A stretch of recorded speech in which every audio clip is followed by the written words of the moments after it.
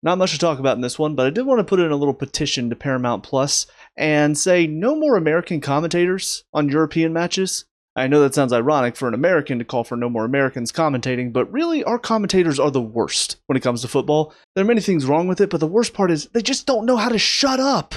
What's up, guys, and welcome to the Blues and Stripes. So a very drab 1-0 match. Only real talking point in this one is that referee. What an idiot. And what's funny is I even called it. Right after halftime, he gives a yellow card to Buonanotte for sliding in and winning the ball. And I said, he's going to send one of our players off. If that's a yellow card, he's going to send one of our players off for the stupidest thing. Now, honestly, I thought it was about to be Fernandez because he goes in, wins the ball. The guy rolls around like his ankle had been shot. I thought he was going to give Enzo a yellow for that one, but then he didn't. I'm thinking, okay, maybe we'll get away with it. And then a high boot.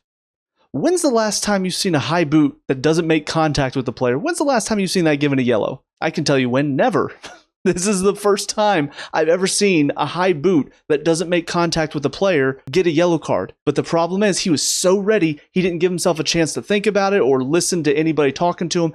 As soon as his foot went up, as soon as the Benfica player goes down holding his head, he was there. He was ready to give that second yellow because he was so ready to send off a Chelsea player. So honestly, pathetic refereeing performance, and it sucks that we won't have Pedro for the next round, but hey, maybe that means we'll finally see Guiu. We won't! But yeah, let's talk about Maresca, because I will say I did see somebody's comment, I think it was on Facebook, saying that the reason that Guiu's not playing is an instruction from the board because they want to loan him out in January, and apparently there's a rule, which somebody will have to tell me if this is true. There's a rule you can't play for more than 3 teams in one season. So since he's already played for Sunderland, if he plays for us, that means we can't loan him out in January. Good!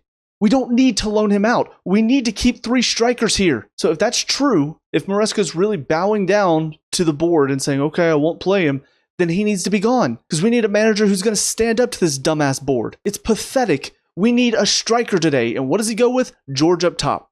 And guess what? We looked pathetic going forward. Hence the reason we won 1-0 off of an own goal. On top of that, he also starts Badiashile in defense because, yeah, I mean, Badiashile, better defender than Achimpong, right?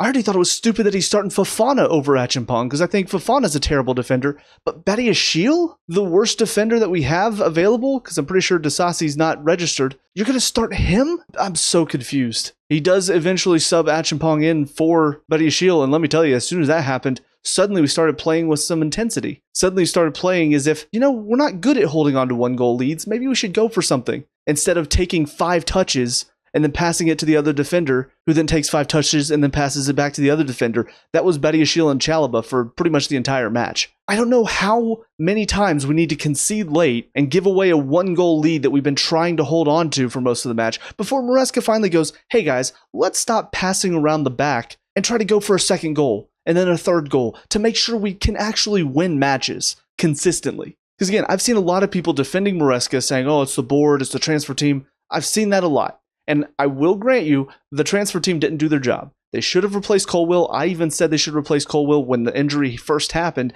and then they didn't. They screwed up. They even got Garnacho, and we're seeing what a great pickup he's turned out to be, which I called that one too. So yes, the transfer team didn't do their job, but now Maresca's not doing his job, because he needs to look at what we have, see that we don't have a good solid defense, we don't have a good consistent keeper, and go, fine, then let's go score goals. If we're going to get scored on because our defense is trash, let's go put some balls on the back of the net then. Let's win matches 3-2 instead of losing 2-1 because we like to knock it around the back and keep possession and try to hold on to a 1-goal lead and then give away 2 late ones. Well, how about we go do that instead? How about we change up the tactics a little bit so we're not so focused on trying to defend a 1-goal lead? But he doesn't want to change, and that's where he's a failure of a coach. If he is too stubborn to realize that his tactics don't work, if he's too stubborn to realize that some players deserve to play, even if they got pissed at you or whatever happened with Achimpong that made you decide I'm not playing him again until we absolutely had to because we didn't have any other options. He needs to get over himself and realize that what he's trying to do isn't working. His tactics don't work. The players that he favorites, they don't work. George as a striker doesn't work. So put Guiu up top. Give Achimpong his time to grow. Stop being a dumbass and actually play as if we need to go score goals. As if we need to put 3 or 4 in the back of the net every single match, because we do have the talent for that. You look at João Pedro, he's a good player. You look at Estevão Willian, he's a good player. Neto's a good player. We've got guys that can do stuff going forward, and yet he doesn't want to rely on them. He'd rather keep possession with our back four, who can barely make a pass sometimes, 50% of the match. And guess where a lot of Benfica's chances came in the first half? From us giving away possession in the back. From Badiashile passing into a midfielder who's got a guy right on his back. I'm pretty sure it was Badiashile also who put that crossfield pass over to Chalobah, who headed it in toward Gusto, but ended up heading it toward one of the defenders. How many times are we going to do that ball? Because we already saw against Lincoln, we already saw how that ball led to a goal for Lincoln, and then we saw how that ball led to a red card for Chalobah against Brighton, and then we do it again today, and it nearly leads to a chance for Benfica. So how many times are we going to play that long looped ball from one defender to the other defender, who's now under pressure and has to make a split-second decision with what he's going to do with a lofted, lobbed ball with no pace on it? He's either just got to get rid of it, or he's got to risk giving up possession. So stop doing that. So anyway, that long rant done just to basically say, Maresca, he's still not learning. And for anybody saying that this is a knee-jerk reaction or this is, oh, it's too soon, it's not too soon. This is the same issue I had with him last season. Last season might have been too soon because we saw, okay, he stepped it up. At the end of the season, through the summer, he stepped it up a bit. But the problem becomes when he returns to the same issues that I had with him last season. That means he's not learning. And through this whole set of matches, from Brentford to now, it's been the same exact issue, and he's not doing anything about it. So if he's not learning from his mistakes, and he's too stubborn to change his ways, he needs to be gone. Again, this is not knee-jerk. This is, he has proven to me he's not going to change even when things are going wrong, even when he's doing things wrong. If he's not going to change doing that, again, look at Ange Postecoglou. Yeah, they won the Europa League. If they had stuck with him, they would be in the same place this year, Tottenham, that they were last season. He's about to get Forest relegated because he doesn't change what he's trying to do. He doesn't change his tactics no matter how badly it fails. That's why it was best for Tottenham that they got rid of him. And now look at him. They're in the top four with Thomas Frank, who's a better manager because he knows how to adapt. Maresca is the same as Ange. He's not going to change, so just get rid of him. Get a manager in who's willing to adapt, who's willing to learn from his mistakes. Anyways, moving on, talking about individuals. Sanchez made a couple of good saves, had a couple of bozo moments on the ball, but that's to be expected, so I don't know why we pass back to him so much. There are some moments, it blows my mind. We're under no pressure. We've got the ball, we've got him pinned in even. There was one, it was in the second half, and we're knocking it around, we're penetrating, and then they clear it out, then we get it back around, get another cross in, they clear it out, falls to one of our players. I think it was Cucurella finally, who it comes to him, he's driving across about 25 yards out, and I'm thinking, all right, let's keep this going. You had good 2-3 minutes there of just penetration, trying to attack their goal, and then all of a sudden Cucurella turns, blasts it back to Sanchez. No pressure either, no reason to do it, he just does it. And then Sanchez takes a touch, tries to play it out wide, plays it out of bounds. And now all of a sudden Benfica are coming at us. That's why you don't play the keeper who's not good with his feet. That's why last season when everybody was blaming him for his bad passes, why are we still using him for his feet? We know he's not good at passing, so stop using his feet. Dumbasses. Or dumbass if it's Maresca telling him to do it. But Gusto on the right side, also an example of not learning from your mistakes, because how many times did he get beaten behind because he's ball watching once again? There's one moment in the second half, I think the guy ended up being offside, luckily. There's a player about 5 yards behind him, and he is completely unaware. And then all of a sudden the ball gets slipped into him, and he looked like he might have just been offside. It would have been a tight one for VAR to check. Sanchez does well, comes out, blocks him off. But Gusto's completely unaware of him. And I don't know how many times he has to make that same mistake and ball watch while somebody makes a run in behind him to be dangerous. I don't know how many times that has to happen before a coach or he finally goes, maybe we should stop doing that. Maybe let's cut that out because I'm sick of seeing it. If I'm sick of seeing it, surely the coaches must be sick of seeing it too, right? But he still makes the same mistake. So I guess they're fine. They're fine with him creating these dangerous chances because he's ball watching. Keep doing it, Gusto. Keep it up, bud. That's what I have to assume because he keeps making the same mistake and he keeps playing. Chalobah in the center, I thought he was actually pretty good today. This is probably his best game of the season. Made some good challenges. On the ball, could be a little shaky at times, but defensively, he really stepped up, made some good defensive clearances as well. Also won quite a few aerial duels, which is something we've really been lacking in there, so it was good to see from him today.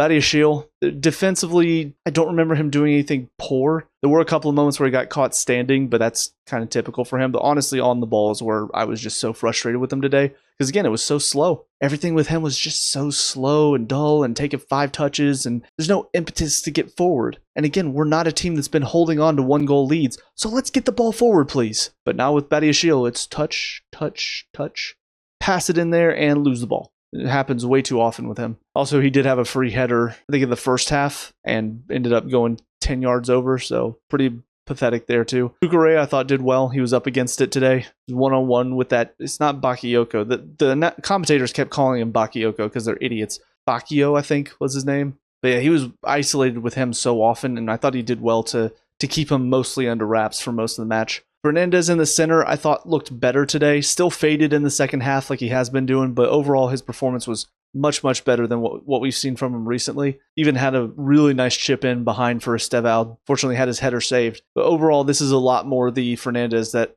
I think we all expect to see, so good to see him stepping up a bit. But for Caicedo, this is the type of Caicedo performance that makes him look worth 100 million. This is also the type of Caicedo performance that I say reminds me of Conte. He's all over the pitch, making challenges, winning the ball back, rarely losing out. It's so wonderful to watch him when he's in this type of form. And getting up to the front four, another great performance was from Neto today. Outside of, I'm pretty sure it was his cross to Garnacho that set up the own goal. Outside of that, I mean, his work rate was brilliant. I think the only complaint I can have from him today is there were a couple of moments when he needs to do a bit better on the finishing shot or cross. But for the most part, he looks phenomenal today. And his work rate to get back to is really, really good.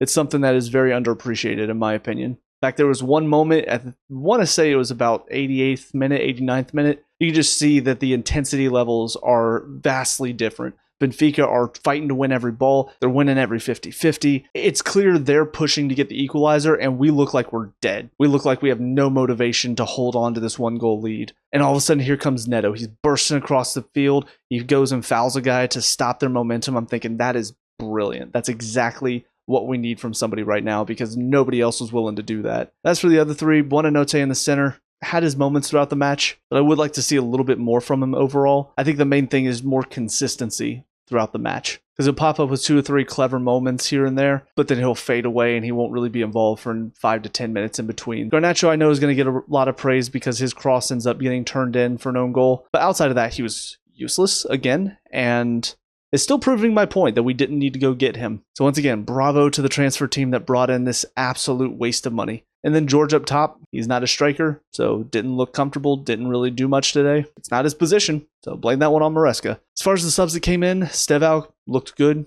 creative. Honestly, wish he would have started today, but for some reason Maresca doesn't want to give him that much time. He's always one of the first ones off. I watch him and I think we need to give him more time. We need to give him more playing time so he can continue to improve, because he already looks good. He looks aggressive. He looks brave. I want to see him given more time so that way we can continue to see him get better and better. First sign of trouble. He's the first one off on red cards. I don't know what it is, but Maresca just does not want to give him that much playing time, and I think that's a shame. After that, it was Gittins and Pedro on for Garnacho and George up top. Gittins didn't do anything. Once again, we have no left wing right now, if I'm being perfectly honest. Neither of our left wings are useful. That's why I think George should get some time over there, because he is a left wing, and he's been working hard. He's been giving it his all. So I'd like to see him play in his natural position, especially because the 2 left wings that we have over there currently aren't doing anything. But there were so many moments where he had a chance to do something and then just gives the ball away. He doesn't even get a corner in this match. I think I said that against, was it Lincoln? I think it might have been Lincoln, but one of the recent matches where he played, I said the best he got for us was a corner. He didn't even get that today. Every single one turned into a turnover. Pedro up top worked hard, gave us a little bit more aggression and strength up top than George did, but that's to be expected because, again, George's not a striker. I will say, looking at both of his yellow cards, because I think the first one was for when he jumped into Otamendi, and that was one of those moments that stood out because Otamendi's like holding his chin as he's laying on the ground. And I'm just thinking, do players really think this works? Like, he's clearly trying to bait the ref into a red card by holding his chin as if he got hit in the chin, but there's VAR.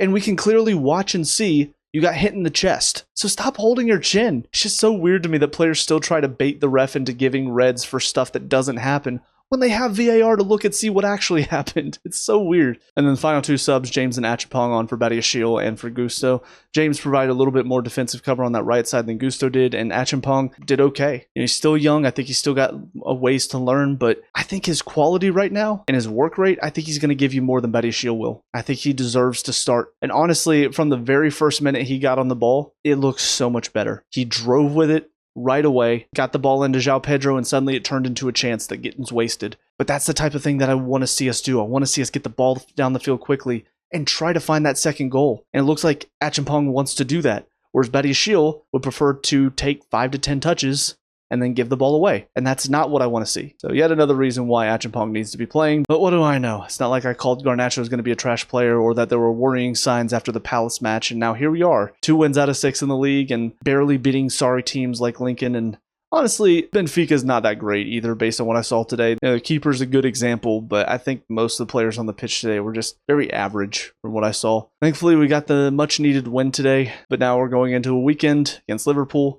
Got Anthony Taylor as the center ref. We got Craig Pawson on VAR. So yeah, I'm expecting to be very frustrated this weekend. But with all that being said, let me know what you guys think down in the comment section below. What were your thoughts on the match today? Let me know. We can talk about and discuss all that good stuff. Leave a like and subscribe for future Chelsea previews, reviews, and talks. And until next time, I hope you guys have a great day. And I'll talk to y'all later. Peace out.